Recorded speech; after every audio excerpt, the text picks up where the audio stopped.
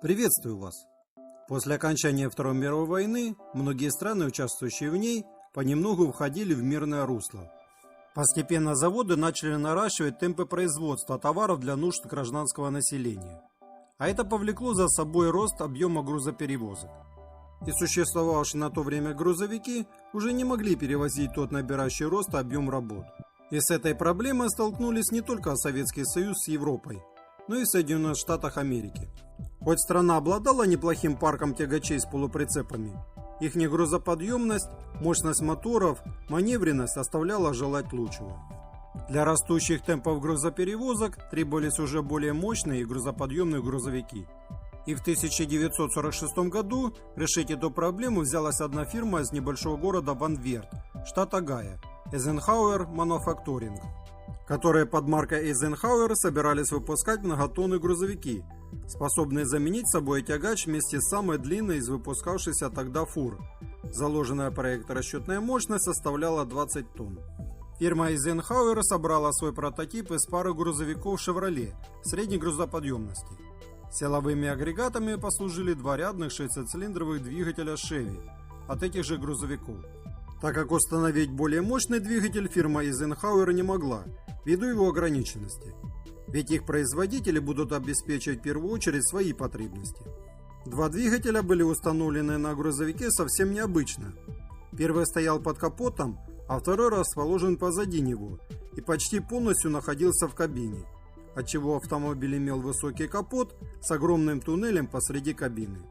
Крутящий момент от двигателя передавался колесам через свои отдельные коробки передач и карданные валы, расположенные один над другим. Обе муфты сцепления действовали от одной педали. Трансмиссии переключались отдельно, каждая своим рычагом. Это давало при необходимости, когда грузовик едет порожняком или с одним вышедшим из строя двигателем, двигаться дальше. Передний двигатель приводил в действие первый задний мост, второй двигатель задний третий мост, в то время как центральная задняя ось оставалась без питания. Подвеска этого грузовика тоже получилась уникальной, которая состояла из рессор с реактивными тягами и роликовыми цепями, соединяющими между собой концы рессор для свободного хода.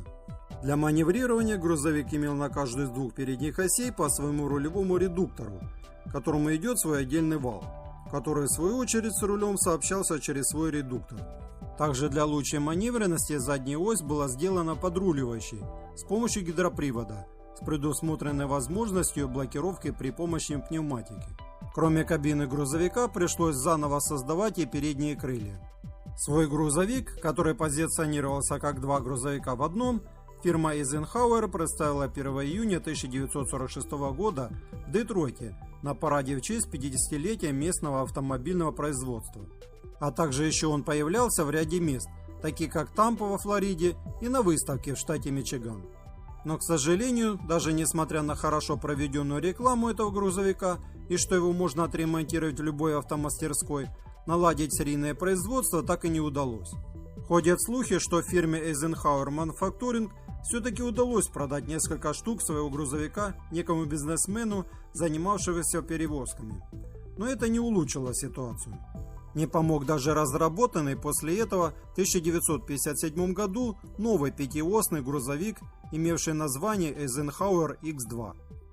Со временем автомобильная промышленность Америки наладила массовое производство грузовиков, восполняя потребности согласно увеличивающемуся росту грузоперевозок. И надобность в этом грузовике отпала, и проект закрыли. А если мой ролик вам понравился, был полезен, не забываем ставить лайк под этим видео. Также приветствуются ваши комментарии. Желаю всего хорошего, до новых встреч!